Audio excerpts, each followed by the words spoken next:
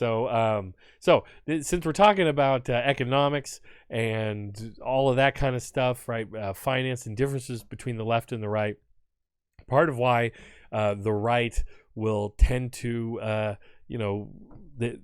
justify inequality and wealth inequality in the United States is just because of their ideology. And a true left person has a systemic critique, a materialist critique. And there's nobody better, I think, right now in the up-and-coming YouTuber world to talk to about this with than Drew Rice, who is the host of the Wealth for 99 show, podcast, whatever you want to call it, on YouTube. I just did a interview with him, so I want to share that with y'all. It was a lot of fun talking to Drew. He had me on his show. If you guys aren't familiar yet, go to Wealth for 99 with Drew Rice here on YouTube and like and subscribe. And you will find I did a full interview with him. He's going to release it in clips as well. But this was a lot of fun to talk to him. And so this is pre-recorded, but I'm going to be here in the comments with you guys the whole time.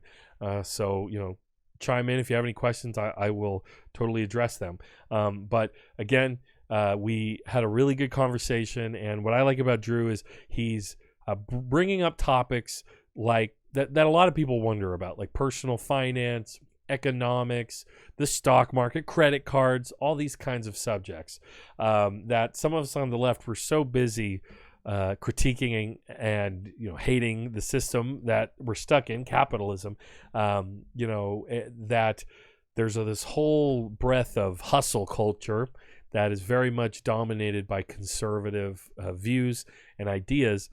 And Drew's doing some good work to try to introduce some left thinking and progressivism into that world. So you're not going to hear as much politics on his channel as you're about to hear in this interview, but it's a lot of fun. So check it out. All right, on the show today for my guests on Political Payne, I have Drew Rice, host of the Wealth for 99 show on YouTube. He was gracious enough to have me on his show. We did a long interview. It's also going to come out in segments as well about journalism and my work as an independent journalist.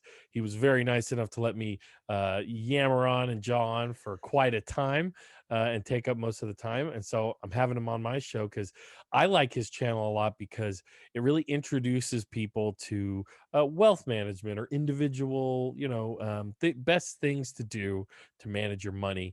But you do it from in quite a different way than some of what you see on YouTube. And this is a well-populated genre. Thanks for joining me, Drew. Tell me a bit about why you started your channel and what you were aiming for when you did. Yeah, definitely. And first of all, thank you for coming on. I really appreciate it. It was For anyone fun. that's listening, we met on the Micro Brooks Listeners Facebook page, so definitely check that out. It's a great place to Yeah. network. Yeah, so I started my channel, which the focus is to talk about personal finance and economic and fiscal literacy uh, for the working class person. That because I feel like the problem is on YouTube, especially and online, is every single person you see that's a personal finance like guru or build your own wealth or any of that Mhm. stuff, they're just selling you. Like they're trying to make a sales funnel. They're trying to sell you on them being your mentor, sell you classes. And I really think that that's predatory towards people that are already desperate and might be, still kind of deluded to the idea that they're going to one day be, a billionaire through selling classes online or be, Logan Paul. I think that that's really toxic. And my goal is to talk about it because it's something I'm really into. I went to school for engineering, studied a lot in statistics, love stuff with risk management. And having that really firm basis and on trying to understand economics is kind of why I am on the left. Like Mhm. we have to remember that people like, Marx was a leftist. Like he was a leftist and also an economist. Yeah.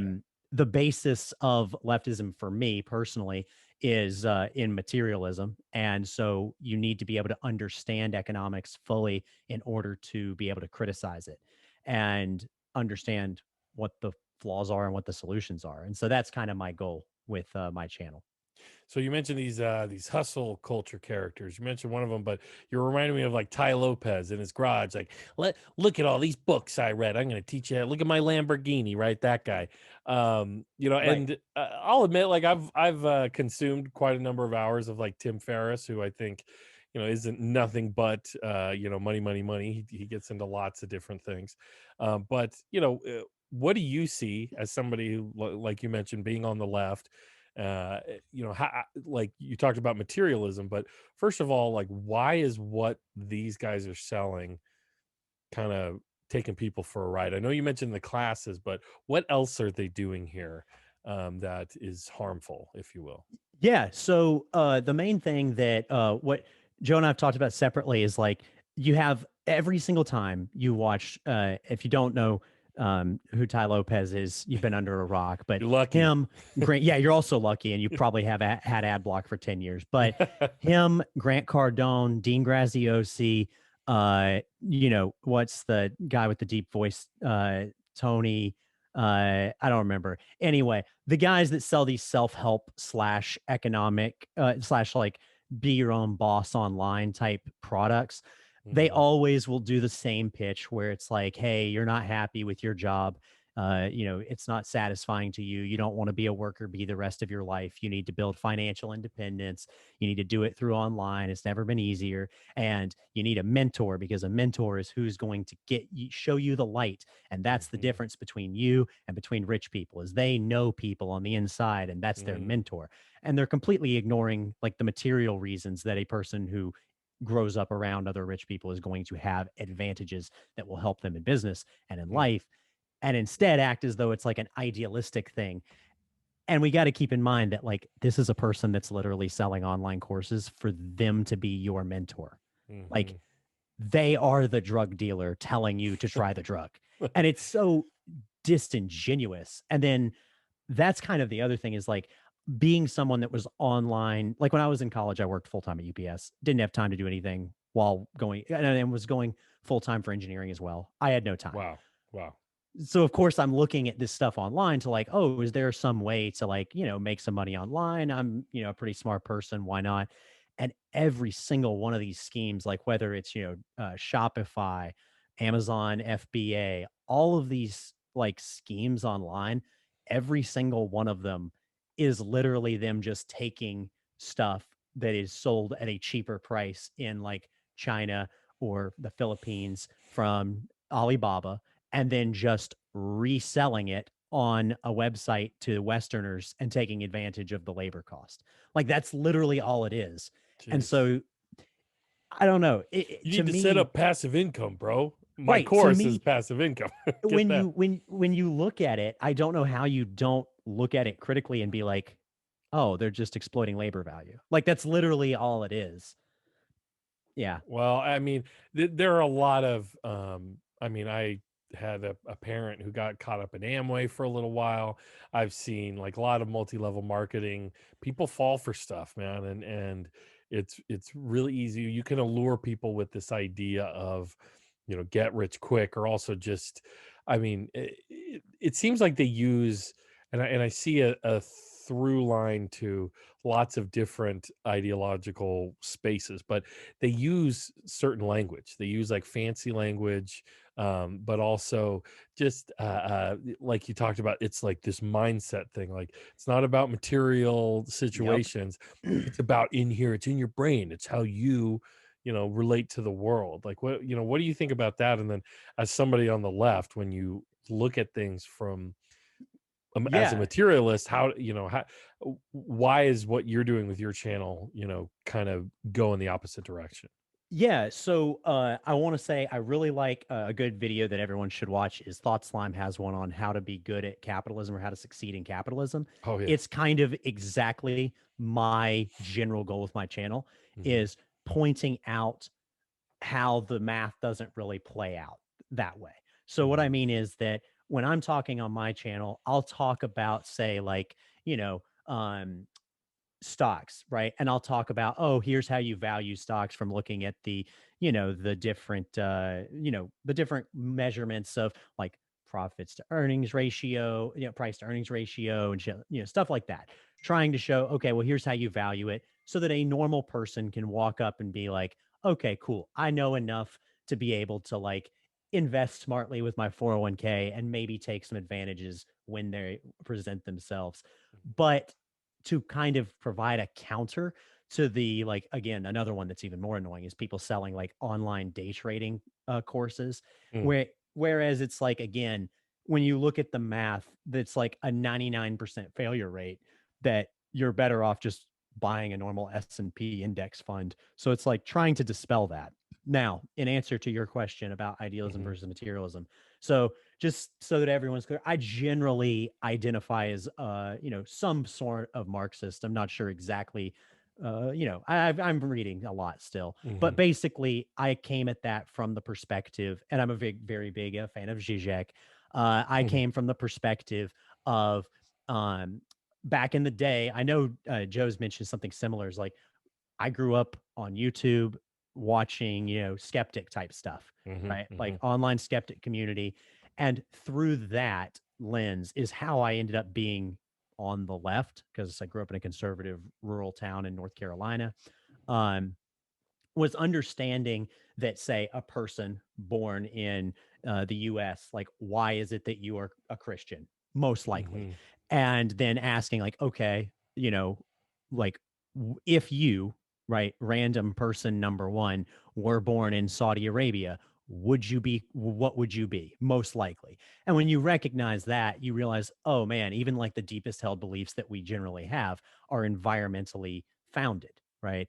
And that kind of gets to the point where it's like, oh, yeah, the material reality around us is what dictates who we are, or at least heavily influences who we are, which I think is something that's really important to remember, especially when you're someone, and it depends on where you are on the left, like whether you're, still you consider yourself a liberal Mhm. or a soc dem or a Marxist or an anarchist. Um, I think it's really important to, if you are someone that wants to look at things from a materialist perspective, I think it's really important to remember that, um, you know, the two ways of viewing history are idealism and materialism or realism. And idealists generally view the history as great man theory, where you have an individual that spurs things forward. So, like Mhm. George Washington, Lenin, you have individuals Mhm. that do it. Whereas a materialist looks at it and says, well, the material conditions in colonial America were such that someone would have been in that place. It may not have been George Washington. It could have been literally anyone. Someone would have filled that vacuum as things were necessary. And most people, historian wise, are not, they don't, they reject great man theory now. That was the Mhm. predominant way of looking at the world through the early 1900s. Mhm. And then we kind of realized, as we got more into looking at like systemic critiques of things, we realized, oh, well, that's not really true. Uh, and that's kind of where Marx and Engels talk about scientific socialism, is looking at how do we break things down from a material basis, not from an idealized basis. And that's why you see people prey on that, because liberals, and I'm saying liberals in the form of liberalism, liberals, whether they be liberals or conservatives, Mhm. tend to still believe in liberal ideals. And the classic example, and then I will shut up on this topic, the classic example is democracy and capitalism. Supposedly, the two are supposed to work according to Enlightenment thought, right? We're supposed to have the right to private property, but we're also supposed to have capitalism and democracy. Those three things inherently can only work in an idealistic framework, because materially they are contradictory. If someone owns private property and they are able to own more private property, they will then have more influence in the market. Therefore, they will have more control in the market. Therefore, there isn't such thing as a democracy in a market driven economy. And so being able to break things down and look at it from like, okay, what is the base, like, material cause or material outcome of actions, in my opinion, is the only way to look at politics, without just getting caught up in what Zizek would call ideology. Yeah, well, I hear what you're saying there. That's interesting because for a lot of folks who maybe a lot of this conversation is gluing them to the seat a little bit. You know, it's accelerated. Ooh, there's a little Sorry. G force with it. It's okay. But just to understand here a little bit more, the right does tend to use a lot of idealism, and they tend to, you know, I mean, well, look at Donald Trump. Well, he must be a good leader. He will be a good president because he's a successful businessman, right? Because they are filled with these ideas about capitalism and the system. The right wing has tried to naturalize and Exactly. mythologize to a certain degree wealth, and that only, you know, if you have wealth, you must be a good person. And we saw on, you know, the attacks on the Great Society built by FDR. You know, Republicans like Ronald Reagan, of course, exemplifies it. And you know, the full move into neoliberalism is this idea that, you know, the poor, well, they have some type of failing, and well, we shouldn't be helping them. You know, they need to pull themselves up by their bootstraps. You Right. think of that familiar language. It's a um moral failing, exactly, as yeah, opposed to a material reality. exactly. They make it about morality, personality, and that is also how they use individualism to, you know, shove failure onto, you know, the failure of the system, right? The material failures of our system onto people who are, you know, chewed up by the gears of society. That this more callous society that we've built, you know, in a lot of ways, through defunding, through deregulation, through all these different things Exactly. that actually affect the material situation that we're living in. So that gets us into, we're stuck in this neoliberal hellscape, dystopia, I call it. I mean, you look at the past few years, how is it not dystopian, right? We're in a pandemic, everyone's wearing masks, or, you know, you got to wait in line to go to the store. You know, at a point we couldn't even get toilet paper. You know, the vaccine rollout has been messed up, you know, because the Trump administration insisted that it had to go through, you know, private companies. Same with a lot of the PPE in the beginning. Like, I mean, that's just the pandemic. There's climate change. You know, here in California, you live in LA. I'm up here on the Central Coast. The whole state's on fire every year for several Right. months, and it's apocalyptic. And every year, it's a historically large, you know, wildfire, and it kills more and more people. So we're living in this dystopia that unbridled capitalism has created. How do we, if we're on the left, how do we, you know, obviously we're all just fighting to survive at this point, but how do, if you are going to try to build some prosperity for yourself, this is what I like about your channel, is it tries to help people do that without all this, you know, magical thinking, nonsense, fancy language. How do we do that ethically in a way that, you know, isn't destroying the planet, but also recognizes the system that we're all trapped in? Yeah, no, first of all, thank you. I appreciate that. You bet. And yeah, second of all, yeah, so a common thing online that I'll see is people on the left. And so again, I'm I read a lot and go on a lot, like watch a lot of different left videos, content, like everything from like Vietnamese Marxist Leninist stuff, you know, American anarchists, etc. Like Yeah, you mentioned Thought Slime before. I really like Thought Slime. He's a Canadian right, exactly. Like anarchist, you know? I will listen to anything to try and you know test my arguments. And so I want to point out that it depends on your perspective and you obviously need to make your own decisions, but I know that online it's very common, especially in western leftist spaces online, you will have individuals that will talk about like, oh, like with GameStop, right? Obviously, everyone, even like the serfs, you know, people that don't Yeah. ever talk about stocks are talking about this. And it was Yes. specifically in the serfs comment section where this happened, where they were asking, do you own stocks? Right. And they had people, you know, yes, no, or whatever. And then people putting comments. And of course, you have someone who has like, you know, a profile picture of like Mao or something that Yeah. says, which fine, I don't have any necessary issue with that, but Mhm. they have that. And they were saying, like, oh, I don't know how you could call yourself a leftist and participate in this system. And I think that, first of all, they haven't read Mao. Second of all, because he would disagree, but second of all, you, at least from my understanding, second of all, if you are looking at things from an idealized perspective, then yes, you shouldn't participate in a system that you think is immoral. However, I think that that's antithetical to the way like the world is, again, back Mm-hmm. to materialism.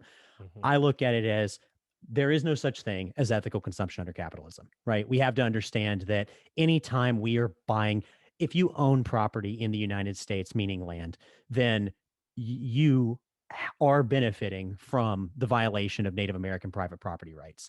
Mm-hmm. That is just reality. You're not a bad person for that. That is the way it is. To say, to then punish a person who owns their, a small house in, Nebraska, to say, well, you're bad because you live on former Native American land, that's blaming people for their material conditions. You Mm-hmm. can't, it's not your fault. And so now, coming from that perspective, a lot of people, that's mine, a lot of people on the left I know who will say like, "Oh, I want to invest in like uh only these socially so like socially equitable funds, like only energy funds." And generally speaking, if you don't want to know anything else about investing, the basic thing you should generally that most people should do is if you have a 401k or whatever your retirement plan is through your work, you just buy S&P index funds, don't look at them, and you'll be fine. Like you're going to outperform the market 98% of the time. So it's not worth worrying about anything beyond that.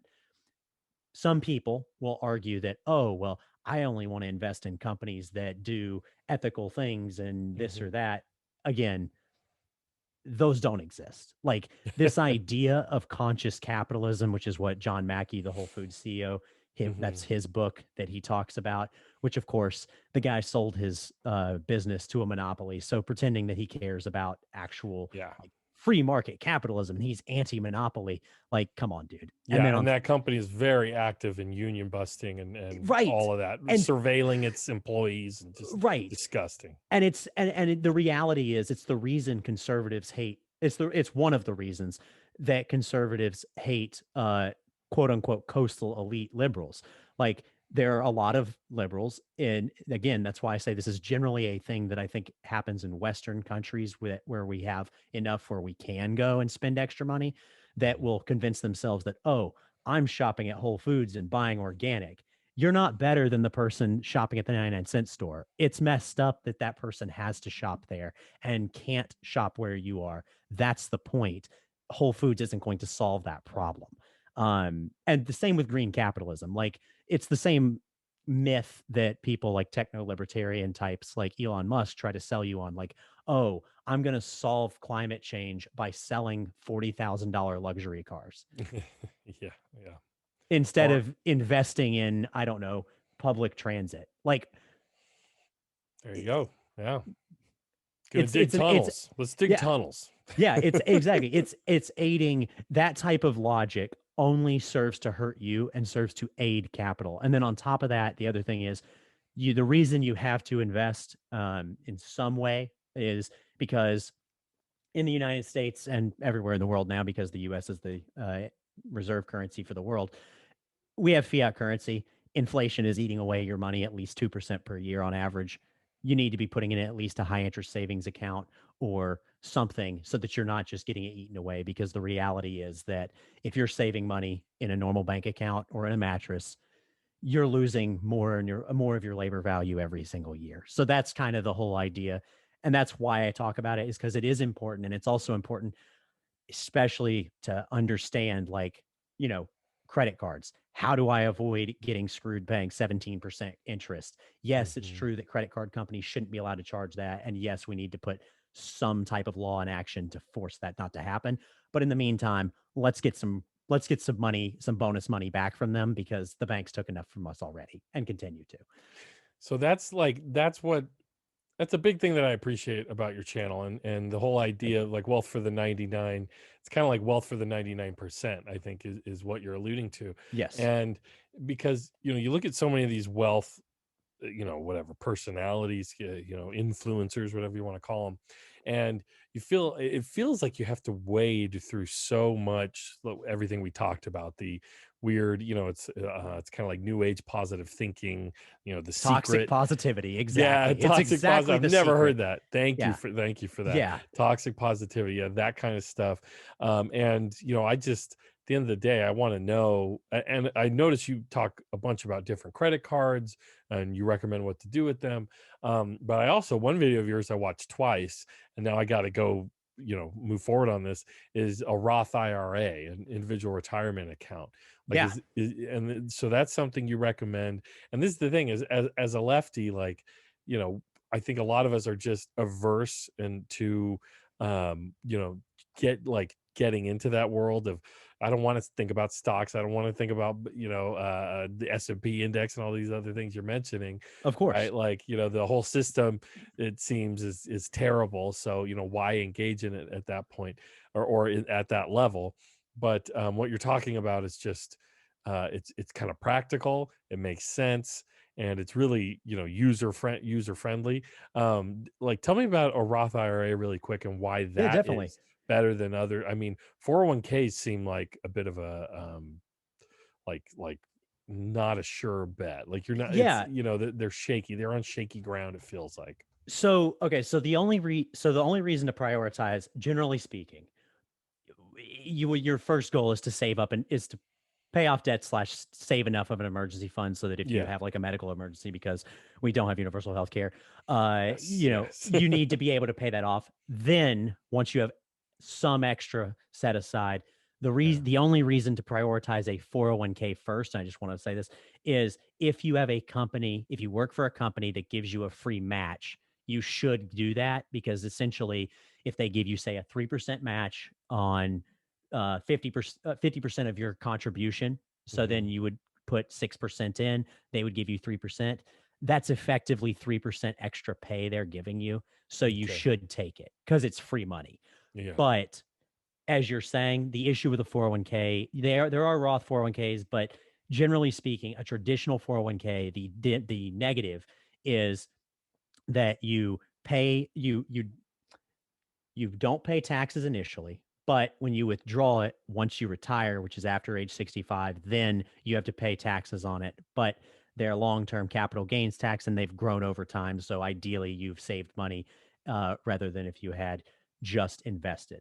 And that's because it's subsidized now by the government, because they want more people to invest, because they want to prop up the stock market, because we have a market-driven economy.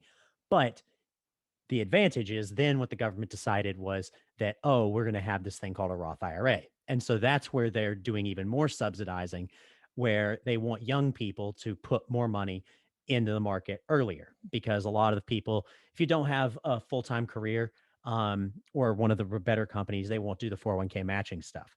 So the difference is that with a 401k, if I put in a set amount of money initially, that's the principal that I put in.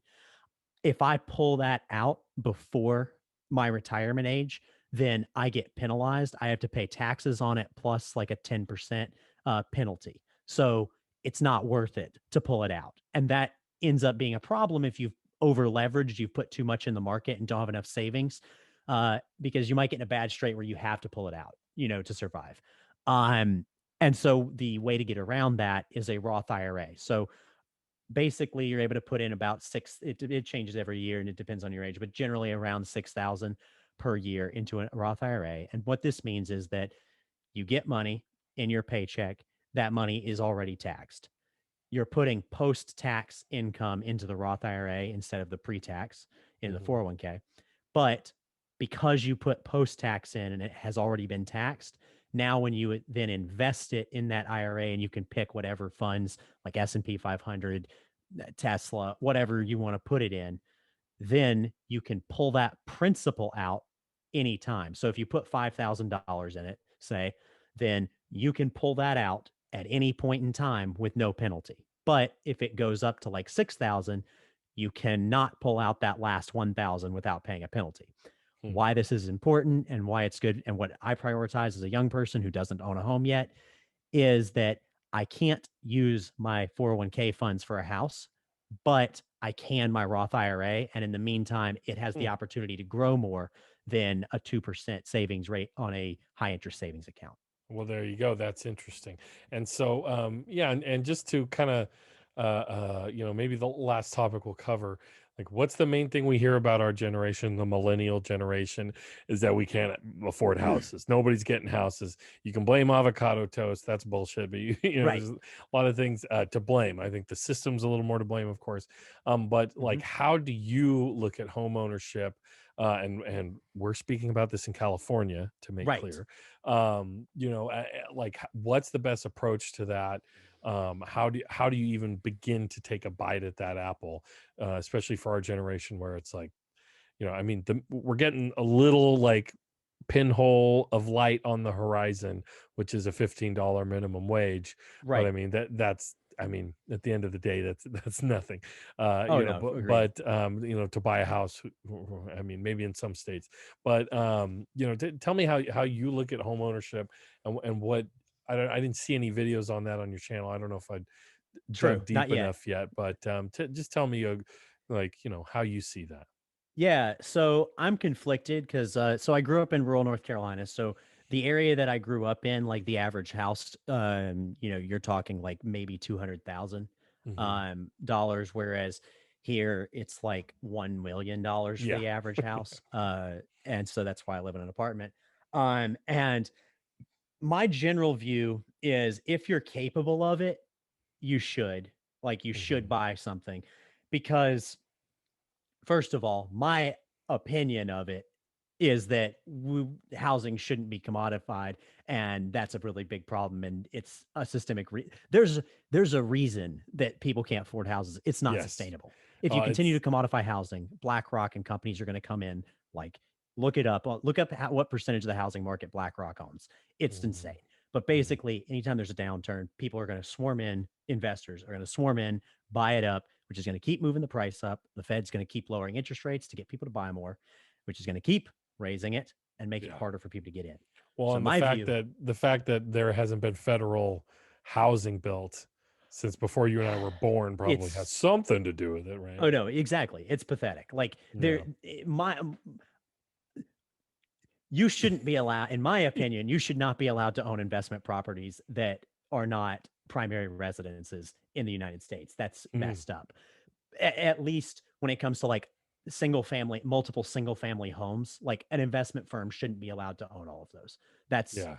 You're not that's talking why we about have a homelessness problem. you're not talking about landlords, just, people No, who have a house, move into another and rent out the old one. We're talking about right, companies here that right. own At minimum, huge right. That's swaths of the that would the houses in this country. that would put a huge dent in, yeah, that could anyway. So, Well, but really quick, let me go just ahead. add to Sorry. that because it's so frustrating. Because in California, because we have such a homelessness problem, it's something you hear from the right all the time, which is, if California is such a great liberal utopia, what about all the homelessness and the poop in San Francisco? And like, Skid Row, Yeah, that's all you hear about.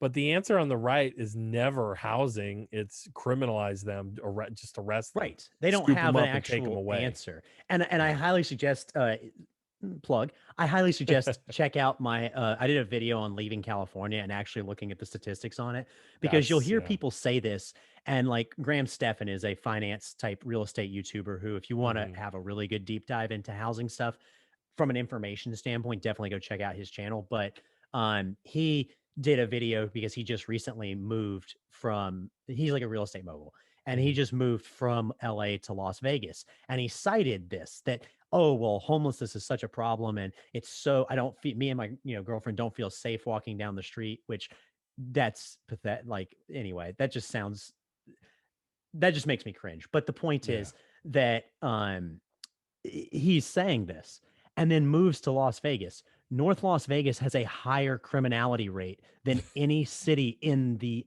state of California. Wow. Like these they'll say these arguments usually comparing Nevada and Texas, but the Mhm. reality is that they actually aren't better and in the measurable statistics are not better and often cases are slightly worse in every category except for the amount of homeless people. But then when you look at it per capita, you know, it's not even, it's not even as big of a difference. It is a problem, and that's something that California needs to deal with. But I don't think without some form of either decommodification of investment properties and or building public housing as an alternative, you're going to be able to solve that problem. And that's why, in my opinion, if you live in a state where you're capable of it, you have a good savings, like you have a good 6 months worth of savings set aside Hmm. because you, you don't want to be over leveraged and end up getting screwed like people did in 2008.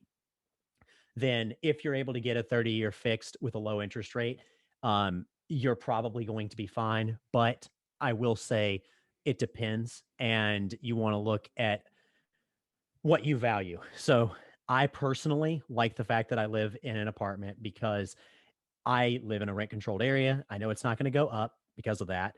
And I know that if there's a problem, it's not on me. Mm.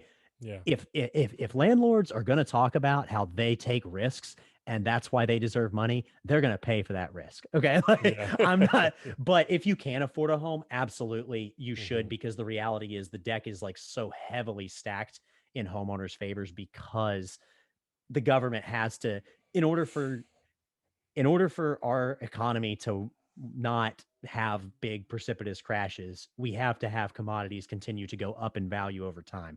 Hmm. That means that they want housing prices to continue to go up. They are going to keep putting in different tax incentives. Like I'll do a video on the stepped up tax. But basically, they have specific loopholes that are there just for homeowners that people will exploit. Um, and I'll do one real quick. The specific one is if I were to buy a house and it's my sole residence, right? And say I do what people will call house hacking and I rent out a portion of that house, right? And then that offsets my mortgage. I pay the mortgage, I get done with it. Then what I do is say I want to buy a bigger house. Then what I can do is called like a 1031 exchange where I basically can roll it over without having paid the capital gains on the sales of the first one. So essentially that means that I don't pay tax on the sale, and that's to encourage families to move up in the real estate market over Hmm. time. And I can continue doing that all the way until I die without ever actually paying capital gains tax. Hmm. Then when I die, because we currently have the stepped up tax basis, which Biden mentioned possibly getting rid of in his platform. But basically, the stepped up tax basis is that if I buy a home at, say, $100,000 and I sell that home right before I die at $500,000, then I have to pay taxes on that 400,000 worth of gains. But Hmm. if I die and give it to my kids and then they hold it and say they sell it at 700,000, then instead of paying that 600,000 gap taxes, they only have to pay that 200,000 gap. So I from the see. time of inheritance, so essentially they save $400,000, taxable Hmm. $400,000 worth of gains.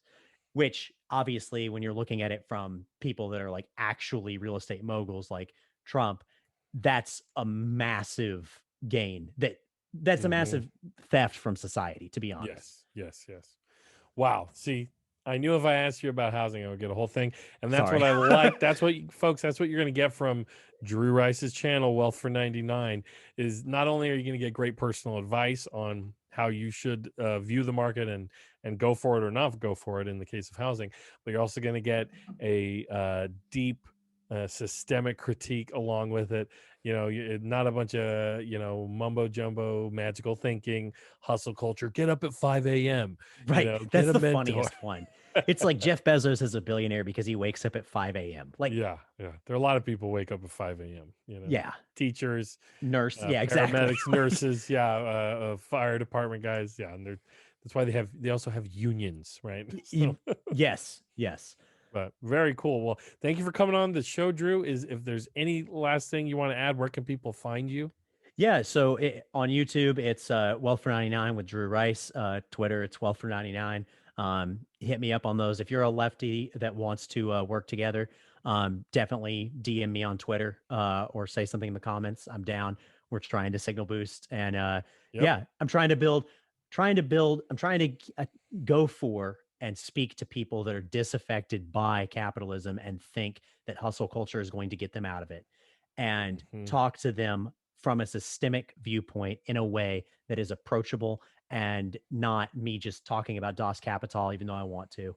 And that way I'm able to, get them to open their minds and talk to working class people, because I know that the left we have their interest in mind. I know that if working class people understand our arguments, that they will be on our side.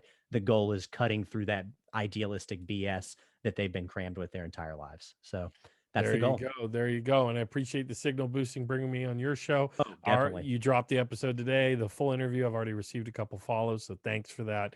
And thanks for coming on the show, and I'll have you back soon. Hell yeah, left is best. Thank Yeah, you. left is best. Thanks, Drew. All right. That was a lot of fun, wasn't it? Thanks again, Drew, for being on the show. Drew's here in the comments, everybody. He's giving financial advice in the comments as he's on the stream giving financial advice. Very talented young man we have here, obviously. Again, appreciate it. And guys, if you haven't already, go check out Drew's channel, Wealth for 99. Give him a sub. Let's see. I want to see how many people are watching right now. The stream that I'm doing. We got 7. Thank you, everybody. If you haven't hit the like button yet, please hit the like button. Jake Holman says hashtag left is best there in the description. Hashtag Payne Gang. Thank you very much. Or in the chat. Thank you. Really quick, I'm just going to let's see. Wealth for 99 with Drew Rice. Just want to bring up his channel really quick just so y'all can see what I'm talking about. And you can go follow. This is Wealth for 99 with Drew Rice. This is what you should look for. And, you know, he's got 748 subs. Dang, Drew. Dang. And this was the video that we did. Who is the media? Talking independent journalism, media bias, corporate media, and Section 230 with Political Payne. That was a lot of fun. We got 45 views on it, man. That's great. So, again, appreciate it, Drew. You got a good show. Thanks for coming on. Thank you for sharing your astute economic insights. Is how it is. That's how I try to tell people about your channel.